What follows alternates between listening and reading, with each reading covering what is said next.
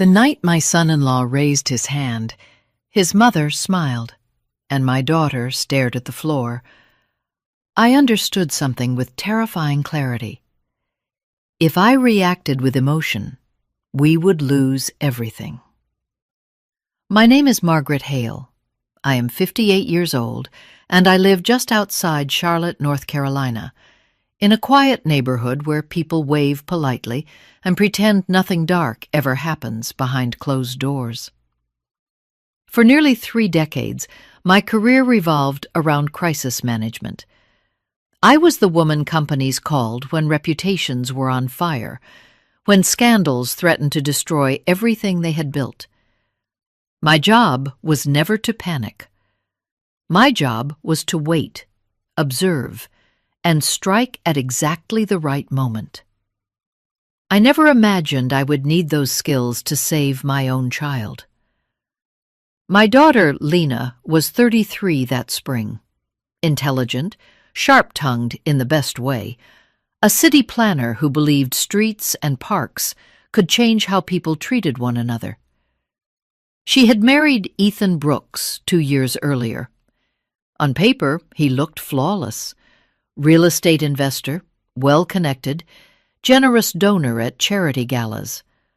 His mother, Diane, liked to remind everyone of that. The dinner was meant to be simple. A Sunday evening, a small remembrance for my late husband, Thomas. Lena insisted on hosting. She said she wanted to cook his favorite meal, as if recreating that routine might keep grief from spreading further through our lives. When I arrived, the table was perfectly set. Candles, folded napkins, soft music playing in the background. Everything looked rehearsed. Too rehearsed. Lena hugged me tightly, but her body was stiff. She wore long sleeves despite the warm Carolina air. Her smile appeared on cue, then vanished the moment she turned away. "Mom," she whispered, "I'm glad you're here." Ethan greeted me with charm polished to a mirror shine. Diane watched from across the room, eyes sharp, lips already curled with judgment. Dinner began politely. Conversation floated around safe subjects: traffic, development projects, property values. Diane spoke the most. She always did. Every sentence ended with a lesson about discipline, standards, or how women today lacked resilience. Halfway through the meal, Lena reached for the serving dish. Her hand trembled. A spoon clinked against porcelain, just loud enough to break the rhythm of the table. Ethan's fork stopped mid-air. He looked at her slowly, deliberately, like a man deciding how far he could go. "Are you nervous?" he asked calmly, "or just careless as usual?" Lena opened her mouth, but the words never came. He stood, not abruptly, not angrily. He reached across the table and squeezed her wrist hard enough that I saw her flinch. Then he leaned close and whispered something only she could hear. Diane laughed. "That's how women learn," she said lightly, lifting her wine glass. "Embarrassment works better than kindness." The room went silent. Lena's eyes met mine for a fraction of a second. They were not asking for comfort. They were asking for permission. Permission to survive. I did not shout. I did not stand. I did not reach for my phone. I watched. I memorized every movement, every word, every witness. Because this was not the moment to act. This was the moment to prepare. And before that night was over, every single one of them would underestimate me. And that would be their first and most expensive mistake.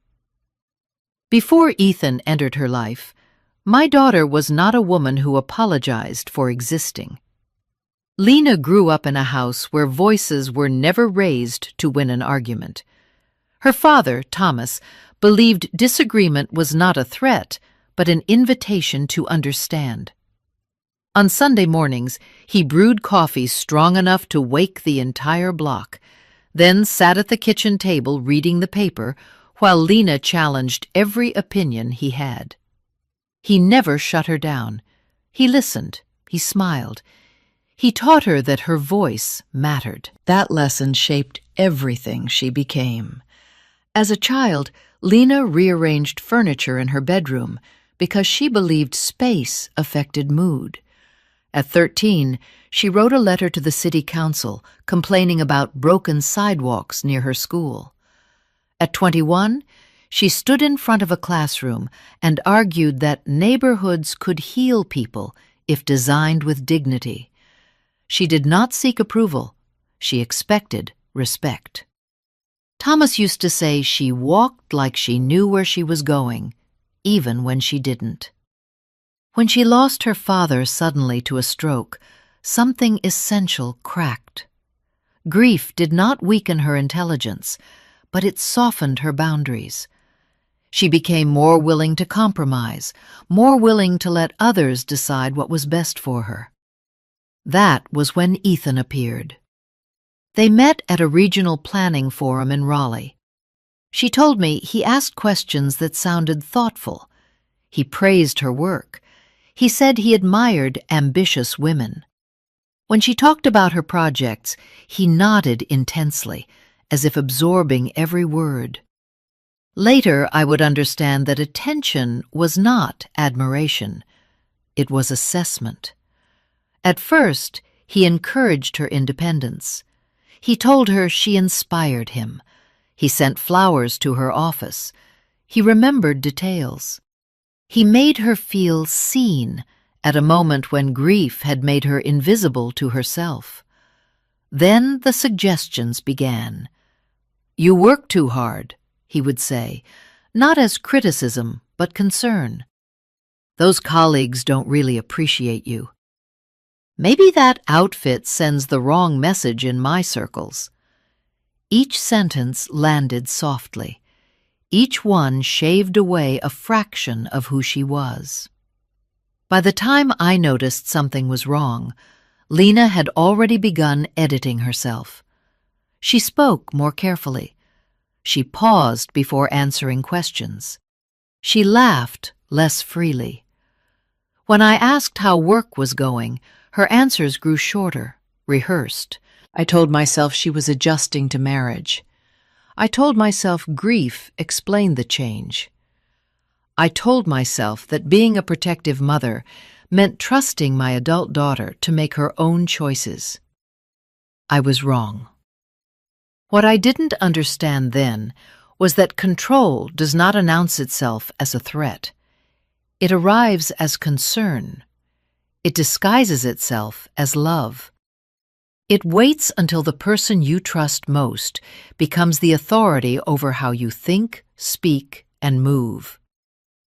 By the time Ethan suggested that Lena step back from certain projects because they conflicted with his social obligations, she believed she was choosing harmony. By the time Diane began commenting on Lena's posture, her tone, her usefulness as a wife, Lena believed endurance was maturity.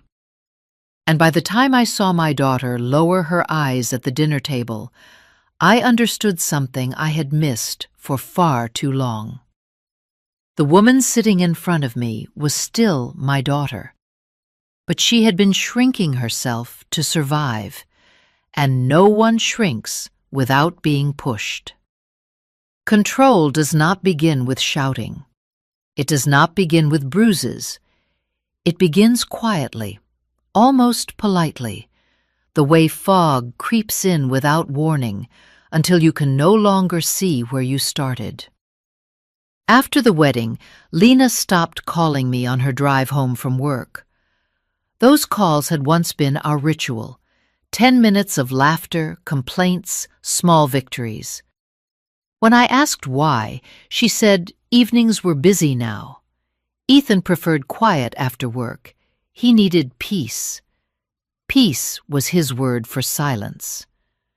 At first, it sounded reasonable. Marriage required compromise, didn't it? Two lives merging, two schedules adjusting. I told myself this was normal. I told myself not to interfere. Then I noticed how she dressed when she visited me. Softer colors, longer sleeves, no bold jewelry. When I asked about the change, she shrugged and smiled. Ethan liked things more understated. It was better for his image. Image. That word came up often. He spoke about image when he asked her not to attend certain networking events without him. He spoke about image when he suggested she decline a leadership role because it might attract the wrong attention. He spoke about image when he reminded her that powerful men preferred wives who knew when to step back. Every limitation came wrapped as advice. Every restriction was framed as protection. Diane reinforced it constantly. She would lean in close, voice low and intimate, and say things like, "A successful marriage means knowing your place," or, "Men need to feel respected, especially men who provide." Lena began repeating those phrases without realizing it. I heard Diane's voice coming out of my daughter's mouth, softened, rationalized, made reasonable. When I pushed gently, asked if she was happy, Lena hesitated before answering. Not long, just long enough. "Of course I am, Mom. I'm just tired." But tired does not hollow out a person's eyes. Tired does not erase their laughter. The real shift came when Lena stopped disagreeing. She used to argue for sport. Now, when Ethan contradicted her, she nodded. When Diane criticized her cooking, she apologized. When decisions were made about their home, their schedule, their future, Lena deferred. One night, I asked her directly if she felt safe. She looked startled, then amused, then defensive, all in the space of a breath. "Why would you ask that? Ethan would never hurt me." She said it quickly, like a rehearsed line. I recognized it then. That tone. I had heard it before, in conference rooms filled with executives protecting toxic leaders, in crisis calls where employees defended the very people destroying them. It was the voice of someone who had learned that resistance carried consequences. The most dangerous thing Ethan ever did was convince Lena that every conflict was her fault. If he was angry, she had pushed him. If he withdrew, she had disappointed him. If Diane criticized her, it was because she needed to improve. Responsibility became a burden she carried alone. By the time she stopped sharing her fears with me, she believed fear itself was a failure. She believed love required endurance. She believed marriage meant shrinking. And I, the woman trained to read patterns and anticipate collapse, realized too late that my daughter was living inside a crisis no one could see. Something was wrong, and it was no longer subtle. The first time Ethan crossed the line, it did not happen in anger. That was what terrified me most when Lena finally told me. It happened on an ordinary afternoon. No shouting, no argument that would have sounded alarming if overheard, just a small mistake. A comment Lena made during a lunch with friends of Ethan's family. She corrected a detail about a zoning project, gently, professionally, the way she had done 100 times before. Ethan smiled in public. He always did. In the car afterward, he did not raise his voice. He placed his hand on her knee and squeezed, slowly, deliberately, until her breath caught. He told her she had embarrassed him. He told her she needed to learn when to be quiet. He told her that smart women often ruined good marriages by forgetting their role. That squeeze left a bruise the shape of his thumb. When Lena showed it to Diane later that week, trembling, unsure whether she was asking for help or permission to leave, Diane did not look surprised. Instead, she nodded. "That is how men establish order," she said calmly. "You should be grateful he is correcting you early. My generation learned these lessons without complaining." She told Lena to wear longer skirts, to stop correcting him in public, to stop challenging authority. She showed her how to apply concealer so the mark would not show. Yellow first, then foundation, then powder. She spoke as if teaching a recipe. That was the moment I realized this was not a family problem. It was a system. After that, the incidents escalated in careful increments. A shove disguised as urgency, a door slammed too close, a hand gripping her arm when she tried to walk away, always followed by remorse, gifts, apologies, promises. Ethan cried convincingly. He spoke about stress, about pressure, about how much he loved her. Diane reinforced the cycle. She framed endurance as loyalty, pain as growth, silence as wisdom. Lena hid the marks well. Long sleeves, strategic makeup, excuses about clumsiness. She stopped coming to my house unannounced. She stopped changing clothes in front of me. She stopped letting me see her fully. I noticed the way she flinched when voices rose, the way she scanned rooms before speaking, the way she asked permission for things she once decided without hesitation. One afternoon, I caught her staring at her phone, tears rolling silently down her face. When I asked what was wrong, she said nothing. When I pressed, she whispered, "I just need to be better." That sentence broke something in me. No woman decides she needs to be smaller unless someone has convinced her that her existence is a problem. The night of the dinner, when Ethan tightened his grip on her wrist and Diane laughed, I saw the entire structure clearly for the first time. The roles, the script, the applause for cruelty. They believed I was another woman who would freeze, excuse, normalize. They were wrong, because while Lena had learned to survive by shrinking, I had spent my life dismantling systems that thrived on silence. And as I sat at that table, watching my daughter lower her eyes, I made a promise I did not speak aloud.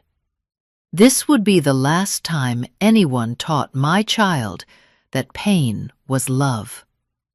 They just didn't know yet how much they were about to lose for believing otherwise. The moment I decided to act, Ethan and Diane sensed it. People like them always do. I did not announce my intentions. I did not threaten. I did not confront. I began quietly, the same way I had handled corporate disasters for years. I documented everything: dates, times, witnesses, small inconsistencies that revealed larger truths. I spoke to Lena gently, carefully, making sure every step was hers, not mine. For 3 days, nothing happened. Then the counterattack began. It started with whispers. A colleague of Lena's stopped returning her calls. A woman she had worked with for years suddenly avoided her at a professional mixer. A project she had been leading was reassigned without explanation. The justification was vague: concerns about focus, image, stability. That word again, image. A week later, Lena was called into her supervisor's office. She was told it might be best if she took some time away until her personal situation was resolved. They used the phrase mutual agreement, as if pressure could be softened by polite language. She came home pale, apologizing to me for being a burden. I recognized the strategy immediately. They were isolating her. Then they came for me. An anonymous complaint was filed questioning my ethics. Old cases were suddenly revisited. Online posts appeared, carefully worded, suggesting I was a manipulative mother exploiting my daughter for attention and leverage. Someone leaked the idea that I was exaggerating events, that Lena was unstable, that Ethan was a respected man being targeted unfairly. None of it was overtly false. That was the brilliance of it. They twisted truths just enough to poison perception. Diane's social circle went to work. Charity boards, private luncheons, phone calls made behind closed doors. The narrative spread quietly but efficiently. Lena was difficult, emotional, influenced. I was overbearing, vindictive, obsessed with control. I had seen this tactic before.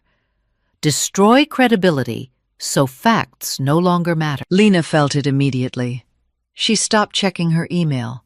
She stopped answering messages. She asked me one night if maybe we should slow down, wait, give Ethan another chance.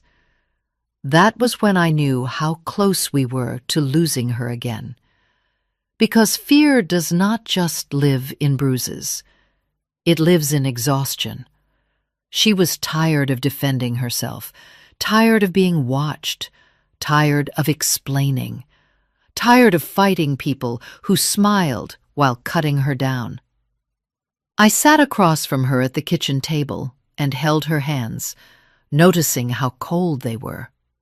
"If you go back," I said calmly, "this will stop for a while." She looked up at me, eyes glassy, desperate for reassurance. "And then," I continued, "it will get worse, because they will know they can break you." She didn't argue. She just cried. That night, I lay awake realizing something sobering. Ethan and Diane were not trying to win legally. They were trying to outlast us, to strip Lena of her confidence, to make me question my own strength, to turn truth into noise until silence felt safer.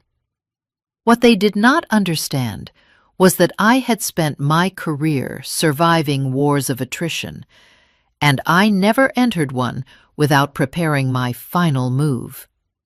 Because when people attack you where it hurts most, they reveal exactly what they are afraid of losing. And I was about to find out just how deep their fear ran. The message arrived at 2:14 a.m. No name, no subject line, just a single sentence. "You need to look at what was hidden before Ethan learned how to hide himself." Attached was a secure link and a passcode that expired in 24 hours. I did not wake Lena immediately. I sat alone at my desk, the house silent around me, my pulse steady in the way it only gets when instinct takes over. This was not a threat. It was an invitation. The files opened one by one. Audio recordings first. Diane's voice, unmistakable, calm, instructional, speaking to someone she called family. She talked about managing situations, about shaping narratives, about how some women needed pressure to understand their limits.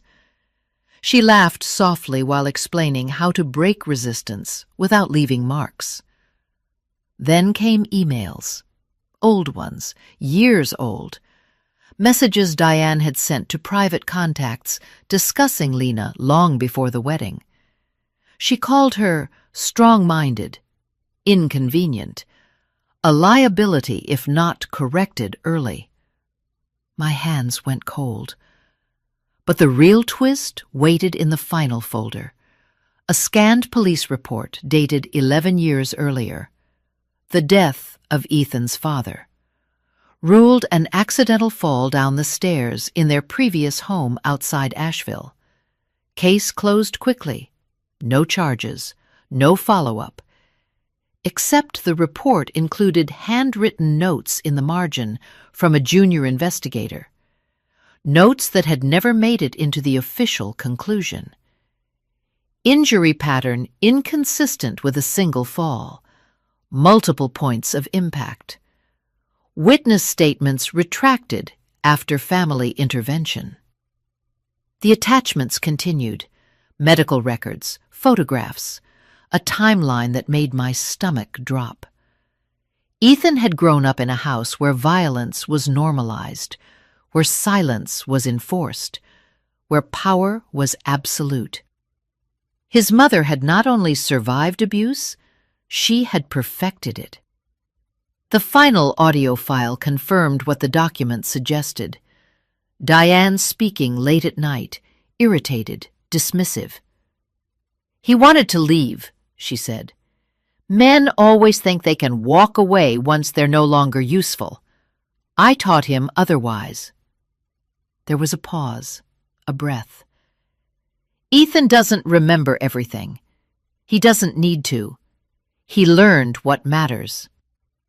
I closed the file and leaned back in my chair, the weight of it pressing into my chest. This was no longer just about my daughter's marriage. This was about a lineage of control, a woman who had shaped her son into an extension of her will, a system that didn't break people by accident, it trained them. The sender revealed themselves the next morning, a woman named Rachel, who had once worked in Diane's household years ago. She had been dismissed quietly after asking too many questions. She told me she had kept copies. She told me she had waited until someone was finally ready to listen. "I saw what she did to that girl," Rachel wrote, "and I couldn't stay silent anymore." For the first time since this nightmare began, I felt something shift. Not relief, clarity. Because now I understood what we were facing. Not an abusive man who lost control, but a legacy designed to destroy anyone who threatened it. And now that we had proof, real proof, the rules of the game were about to change. They believed they were untouchable. They were wrong. They had left a trail, and I was done walking around it. Next, I would walk straight through it. Lena asked to see Ethan the morning after I told her everything, not out of hope, not out of fear, out of resolve. "I need to look at him," she said quietly, "and hear my own voice again." We met in a visitation room that smelled like disinfectant and old paper, the kind of place where power disappears quickly. Ethan walked in thinner than I remembered, his confidence stripped down to something brittle. When he saw Lena, his face softened with relief. He mistook her presence for forgiveness. He was wrong. She did not sit immediately. She stood across from him, hands steady, posture straight, the woman she had once been returning to her body. "I didn't come here to negotiate," she said. "I came to tell you the truth." Ethan began to speak, but she raised her hand. He stopped. That alone told me everything. He had never learned to listen to her until he no longer had a choice. "You taught me to doubt my instincts," she continued. "You convinced me that love meant obedience. You let your mother erase me piece by piece, and when I resisted, you punished me for it." He shook his head, eyes wet. He blamed stress. He blamed his upbringing. He blamed love that was too intense to control. Lena did not flinch. "I know what your mother did," she said. "To your father, to you, to me." The room went still. "She didn't just raise you," Lena continued. "She programmed you. And instead of breaking the cycle, you chose to become it." Ethan's shoulders collapsed. For a moment, I saw the child beneath the cruelty, the boy who had learned that survival meant compliance. But empathy did not change responsibility. "I am filing for divorce," Lena said. "I am reclaiming my name, my work, my life, and you will never have access to me again." He reached across the table instinctively.